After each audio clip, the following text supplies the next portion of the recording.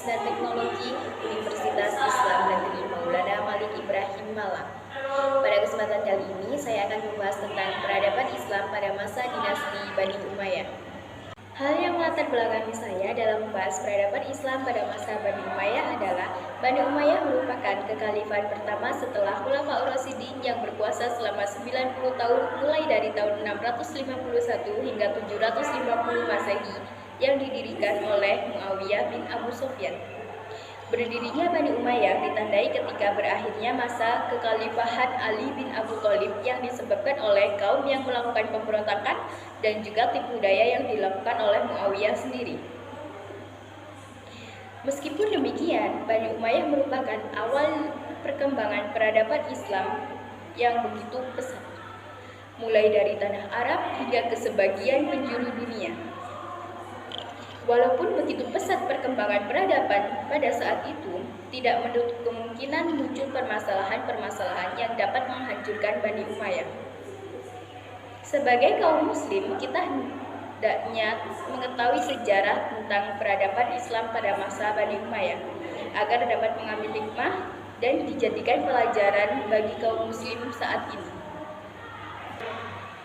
Adapun topik yang akan saya bahas pada pembahasan kali ini, yang pertama ada peradaban Islam pada masa Bani Umayyah. Yang kedua, faktor-faktor yang mempengaruhi peradaban Islam pada masa Bani Umayyah dan juga penyebab runtuhnya Bani Umayyah. Pada masa Bani Umayyah, Islam mencapai kekuasaan wilayah yang sangat besar, mulai dari pantai-pantai lautan Atlantik dan pegunungan Pirenia hingga sungai Indus dan perbatasan Cina. Keberhasilan Bani Umayyah bukan hanya di bidang perluasan wilayah, tetapi juga di bidang ekonomi, politik, ilmu pengetahuan, dan juga sastra. Sehingga terbukti dengan keberhasilannya dalam membangun kekhalifahan sekaligus menempatkan dirinya sebagai negara adikuasa pada masa itu. Selama hampir 1 abad pemerintahan, Bani Umayyah telah mencapai berbagai kemajuan-kemajuan di berbagai bidang, mulai dari perluasan wilayah, administrasi pemerintah, politik kenegaraan, pertahanan dan keamanan, ekonomi, arsitektur, sosial kemasyarakatan, tak lupa pendidikan dan juga ilmu pengetahuan. Bani Umayyah mendirikan lembaga-lembaga pendidikan untuk membantu masyarakat pada saat itu dalam mengenyam pendidikan, mulai dari kutab, masjid, baitul hikmah, pusat ilmu, majelis sastra, dan juga melakukan Arabisasi serta ilmu yang berkembang pada saat itu ada ilmu tafsir, ilmu hadis, ilmu tasawuf, ilmu fikih, ilmu kalam, ilmu qiraat, ilmu nahwu, ilmu jagrawi dan tarik, ilmu kedokteran, ilmu fisika dan kimia, serta astronomi. Yang pertama, perluasan wilayah. Masa pemerintahan Bani Umayyah dikenal sebagai suatu era agresif. Ekspansi Bani Umayyah dimulai sejak zaman Muawiyah dengan ditaklukkannya Tunisia. Di sebelah timur Muawiyah dapat menguasai daerah Khorasan sampai Oxus dan Afghanistan sampai Kabul. Angkatan lautnya melakukan serangan ke ibu kota Bizantium, Konstantinopel. Abdul Malik bin Marwan melanjutkan ekspansi ke timur. Pasukannya menyeberangi Oxus dan berhasil menaklukkan Baghlab, Bukhara, Khawarizm, Fergana, dan Samarkand. Tentaranya bahkan ke India dan dapat menguasai Bulqis, Sind, dan daerah Punjab sampai Malta. Ekspansi ke barat secara besar-besaran dilanjutkan oleh Al-Walid bin Abdul Malik. Pada masanya tercatat bahwa ekspedisi militer dari Afrika Utara menuju barat daya benua Eropa setelah ditundukkannya Aljazair dan Maroko. Kemudian Tariq bin Ziyad membuka jalan ekspansi ke Spanyol, dengan cepat ibu kota Spanyol dikuasai. Berikutnya, di zaman Umar bin Abdul Aziz, ekspansi dilanjutkan ke Perancis melalui pegunungan Pinaire. Penyerangan ke wilayah Bordeaux dipimpin oleh Abdurrahman bin Abdullah Al-Ghafidi, yang kemudian terbunuh dalam penyerangan Tours, sehingga pasukannya ditarik kembali ke Spanyol. Dengan demikian, maka meluaslah wilayah kekuasaan Islam meliputi Spanyol, Afrika Utara, Syria, Palestina, Jazirah Arab, Irak, sebagian kecil Asia Timur, dan juga Asia Tengah. Pada masa Khulafaur Rasyidin, pemerintahan bersifat demokratis, sedangkan pada masa Bani Umayyah, sifat ini sudah tidak terlihat lagi. Pada awal pembentukannya, Muawiyah membentuk beberapa departemen-departemen atau diwan yang membantunya dalam menjalankan roda pemerintahan. Departemen atau yang lebih dikenal dengan nama Diwan ini terdiri dari 5 bagian. Yang pertama ada Diwan Rasil yang bertugas mengurus surat-surat negara.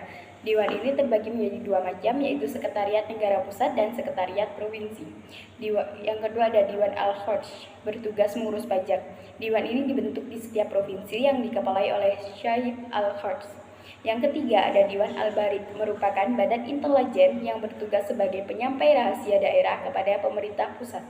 Yang keempat, Diwan Al-Khotam. Diwan ini sebagai departemen pencatatan. Setiap peraturan yang dikeluarkan khalifah harus disalin dan dalam suatu register. Kemudian yang asli harus disegel dan dikirim ke alamat yang dituju. Yang kelima ada Diwan Silat, bertugas untuk menangani berbagai kepentingan umum. Muawiyah juga menetapkan bendera merah sebagai lambang negara di mana sebelumnya pada masa Khulafaur Rasyidin belum ada. Bendera merah ini menjadi ciri khas Daulah Bani Umayyah. Kemudian pada masa pemerintahan Abdul Malik bin Marwan, bahasa Arab dijadikan sebagai bahasa resmi administrasi pemerintahan. Yang ketiga, bidang politik kenegaraan. Peristiwa penting yang menjadi kemajuan dalam bidang politik kenegaraan pada masa pemerintahan Bani Umayyah adalah Amul Jamaah atau Tahun Persatuan Umat Islam. Peristiwa Amul Jamaah adalah bersatunya umat Islam kepada kekuasaan Muawiyah. Ini merupakan pembukaan jalan untuk menyusun kekuasaan baru Islam setelah terjadi perpecahan antara kubu Ali dan juga Muawiyah. Pada saat inilah Muawiyah dipercaya umat Islam secara mayoritas untuk menyebarkan Islam ke penjuru dunia. Yang menjadi catatan sejarah adalah sistem pemerintahan yang berubah dari sistem bayat formatur menjadi bentuk kerajaan. Kemudian dari sisi kekuasaan khalifah pemerintahan Bani Umayyah ini sedikit berbeda dengan Khulafaur Rasyidin, di mana terjadi pemisahan antara urusan keagamaan dan pemerintahan.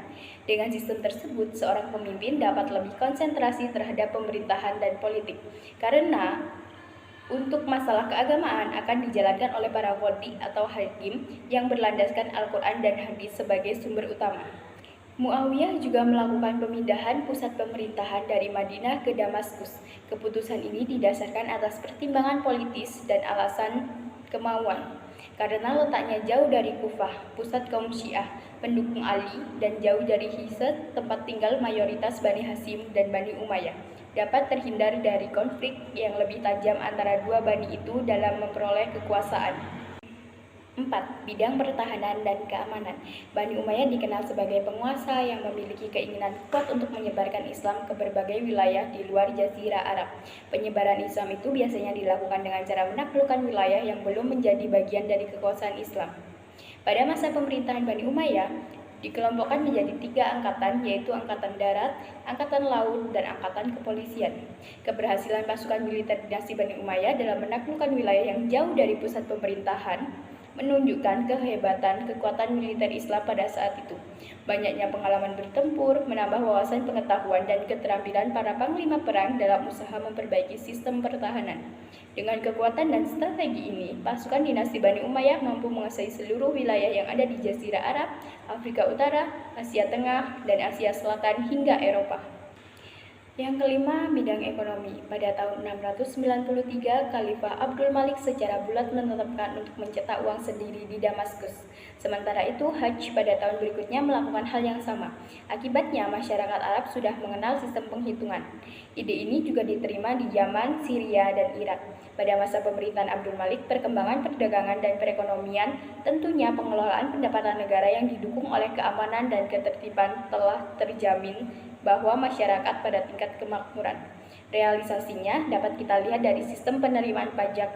Di wilayah Syam saja tercatat 1.730.000 dinar emas dalam setahun. Kemakmuran masyarakat Bani Umayyah juga terlihat pada masa pemerintahan Umar bin Abdul Aziz. Meningkatkan perekonomian membawa kemakmuran rakyat pada dinasti ini, karena tidak terlepas dari kebijaksanaan yang dilakukan oleh khalifah. Yang keenam, ilmu pengetahuan dan pendidikan. Perkembangan ilmu pengetahuan membawa kesejahteraan dan kemakmuran bagi rakyat. Kemajuan ilmu pengetahuan di zaman Bani Umayyah terlihat sejak khalifah pertama yakni Muawiyah bin Abu Sufyan. Di masa Bani Umayyah, keluarga khalifah dan pemerintahnya menaruh perhatian besar terhadap ilmu pengetahuan. Sejumlah bidang ilmu berkembang sangat pesat, seperti ilmu agama, ilmu kedokteran, ilmu arsitektur, dan masih banyak lagi. Selain berkembangnya ilmu pengetahuan, Bani Umayyah juga menyediakan tempat-tempat pendidikan. Yang pertama ada Kutab, Masjid Baitul Hikmah sebagai perpustakaan, pusat ilmu, majelis sastra, dan juga melakukan Arabisasi. Kemudian ilmu pengetahuannya berkembang ada ilmu tafsir, ilmu hadis, ilmu tasawuf, ilmu fikih, ilmu kalam, qiraat, ilmu nahwu, ilmu jugrawi dan tarik, ilmu kedokteran, ilmu fisika, kimia, dan juga astronomi. Kemudian bidang arsitektur, seni bangunan pada masa Bani Umayyah berupa bangunan sipil, bangunan beragama berupa masjid. Di masa Bani Umayyah banyak kota-kota baru yang dibangun dan kota lama yang diperbaharui dengan dibangunnya berbagai gedung-gedung dengan gaya perpaduan Persia, Romawi, dan Arab, tapi dijiwai dengan semangat Islam. Pada masa Al-Walid dibangun pula Masjid Agung yang terkenal sampai sekarang dengan nama Masjid Damaskus. Atas kreasi arsitektur Abu Ubaidah bin Jahro, Khalifah Abdul Malik kemudian melakukan perbaikan terhadap masjid-masjid tua yang sudah ada sejak zaman Nabi. Di antaranya menyediakan dana 10.000 dinar emas untuk memperluas Masjidil Haram dan disempurnakan oleh Al-Walid dari segi arsiteknya. Khalifah Al-Walid memperluas Masjid Nabawi dan memperindahnya dengan konstruksi dan arsitektur Syria di bawah pengawasan Umar bin Abdul Aziz. Yang kedelapan, panti sosial kemasyarakatan. Selain kemajuan di bidang keilmuan, Bani Umayyah juga memiliki kemajuan di bidang sosial kemasyarakatan. Yang pertama ada panti sosial penyandang cacat. Ketika Walid bin Abdul Malik menjadi khalifah, ia menyediakan pelayanan khusus. Orang-orang cacat diberi gaji, orang buta diberi penuntun, orang lumpuh disediakan perawat. Ia juga mendirikan bangunan khusus untuk pengidap penyakit kusta agar mereka dirawat sesuai dengan persyaratan standar kesehatan. Yang kedua, Arab dan Mawali. Masyarakat dunia Islam begitu luas, sedangkan orang-orang Arab merupakan unsur minoritas. Meskipun demikian, mereka memegang peranan penting secara sosial. Muslim Arab menganggap bahwa mereka lebih baik dan lebih pantas memegang kekuasaan dari Muslim non-Arab. Muslim non-Arab kala itu disebut sebagai Mawali. Mulanya Mawali adalah budak atau tawanan perang yang diperdekakan. Namun pada saat ini istilah Mawali diperuntukkan bagi semua Muslim non-Arab. Yang kedua, faktor-faktor yang mempengaruhi kemajuan Bani Umayyah. Terdapat dua faktor yang mempengaruhi kemajuan Bani Umayyah, baik dari dalam maupun dari luar, meliputi di faktor internal dan juga faktor eksternal. Untuk faktor internal ada luas wilayah. Bani Umayyah memiliki wilayah yang luas dari hasil penaklukan daerah yang dilakukan oleh khalifah pada masa itu. Wilayah tersebut mulai dari negeri Sind hingga Spanyol. Oleh karena itu, jika ada yang akan menghancurkan, maka akan berpikir dua kali. Yang kedua ada kekuatan militer. Kekuatan militer kaum muslim ini disebabkan karena adanya perpaduan antara iman dan kebiasaan berperang bagi orang Arab, termasuk juga yang baru masuk Islam. Watak suka berperang ini dibarengi dengan ajaran Islam yang menganjurkan berjihad fi sabilillah. Kekuatan militer inilah yang mendorong untuk melakukan ekspansi dan perluasan wilayah terhadap negara-negara termasuk suku yang boleh diperangi dan boleh dijarah menurut ajaran Islam. Ternyata, kekuatan ini dapat melemahkan kekuatan negara adik kuasa Bizantium dan mampu menghancurkan negara Persia. Kemudian, ekonomi dan politik. Pembangunan ekonomi pada masa ini dilakukan melalui pembangunan sarana-sarana ekonomi seperti sarana untuk pertanian, transportasi, pengairan, dan lain-lain, juga melalui perolehan tampasan pelang. Oleh karena itu, rakyat merasa puas dengan kerja dan kebijaksanaan pemerintah dalam bidang politik. Bani Umayyah adalah golongan ahli dalam pencaturan politik. Sistem yang dipakai adalah sistem perpaduan Islam dengan Bizantium Persia. Perpaduan ini ternyata membawa perkembangan yang pesat bagi pemerintahan, yakni negara adikuasa Islam. Kedua, faktor eksternal. kelemahan dan kemunduran kekuasaan akibat hancurnya negara Persia dan terdesaknya Bizantium akibat peperangan kedua negara secara terus-menerus tentu akan membawa pengorbanan dan kerugian yang besar bagi kedua belah pihak, baik dari aspek militer, ekonomi, dan sosial kemasyarakatan. Yang kedua, timbulnya kebencian orang-orang daerah jajahan Bizantium akibat sikap yang perlakuan semena-mena pihak penjajah terhadap orang yang terjajah. Maksudnya, ketika Islam masuk ke daerah-daerah tersebut, mereka seakan memperoleh angin segar sebagai sifat kompensasi dari pemerintahan yang lama. Yang ketiga, proses runtuhnya Bani Umayyah. Bani Umayyah berkuasa selama kurang lebih 90 tahun. Telah banyak pencapaian kejayaan, namun kejayaan itu tidak bertahan lama dan membuat Bani Umayyah mengalami kemunduran, bahkan mengalami kehancuran. Adapun kehancuran tersebut disebabkan oleh faktor-faktor yang meliputi faktor internal dan juga faktor eksternal. Yang pertama, faktor internal. Adapun faktor internal yang menyebabkan hancurnya Bani Umayyah, yang pertama ada konflik antara Muawiyah bin Abu Sufyan dan Ali bin Abu Thalib. Yang kedua, perubahan sistem pemerintahan demokrasi menjadi monarki herediter. Yang ketiga, terjadinya perubahan kekuasaan. Yang keempat, kelalaian pemimpin dalam menjalankan pemerintahan. Yang kelima, perbedaan derajat. Dan yang terakhir, perang antar suku. Yang kedua, faktor eksternal. Pada masa awal pembentukan Bani Umayyah, terdapat dua kaum yang tidak menyukai pemerintahan, yaitu kaum Khawarij dan Syiah. Mereka bersama-sama menentang pemerintahan Bani Umayyah dengan melakukan pemberontakan. Kemudian dari pihak Bani Umayyah melakukan penempasan gerakan pemberontakan yang sangat menguras kekuatan pemerintah Bani Umayyah. Selain kaum Khawarij dan Syiah, ada juga beberapa kaum yaitu Mawali, Hashim, dan Abbasiyah. Sebagai penyebab jatuhnya Bani Umayyah adalah munculnya kekuatan baru yang dipelopori oleh keturunan Abbas bin Abdul Muthalib. Pada masa pemerintahan Hisham bin Abdul Malik, permulaan pergerakan Abbasiyah dimulai ketika Umar bin Abdul Aziz menjadi khalifah pada tahun 717 sampai 720 Masehi. Pada masa pemerintahan Umar bin Abdul Aziz, gerakan-gerakan pemberontakan mulai berkurang. Tindakan diskriminasi yang diterapkan pemimpin pada saat itu dihapuskan. Setelah Umar bin Abdul Aziz wafat, keadaan dinasti Bani Umayyah berubah. Ketentraman tidak ada lagi pada masa itu, karena khalifah yang menggantikan Umar kembali memperlakukan sistem diskriminasi. Dan hal-hal yang membuat gerakan pemberontakan ini kembali berkecamuk. Pada tahun 747 Masehi, Abu Muslim al-Khwarasani, seorang pemuda yakni jenderal Persia yang menjadi salah satu inti kekuatan gerakan revolusi Abbasiyah, serta dapat mempersatukan dan memimpin pasukan yang terdiri dari orang Arab dan non-Arab. Dialah yang memulai pemberontakan terbuka terhadap pemerintahan Bani Umayyah. Sebagai pukulan terakhir terhadap Bani Umayyah, Abu al-Abbas mengirim satu pasukan untuk menentang Marwan bin Muhammad. Pertempuran terakhir terjadi di daerah Bani Suif. Dan dalam pertempuran tersebut, Marwan ibnu Muhammad tewas. Dengan kematiannya pula berakhirlah pemerintahan Bani Umayyah dan digantikan oleh pemerintahan Bani Abbasiyah. Itulah pembahasan saya tentang peradaban Islam pada masa Bani Umayyah. Apabila ada salah kata, saya mohon maaf. Sekian dari saya. Wassalamualaikum warahmatullahi wabarakatuh.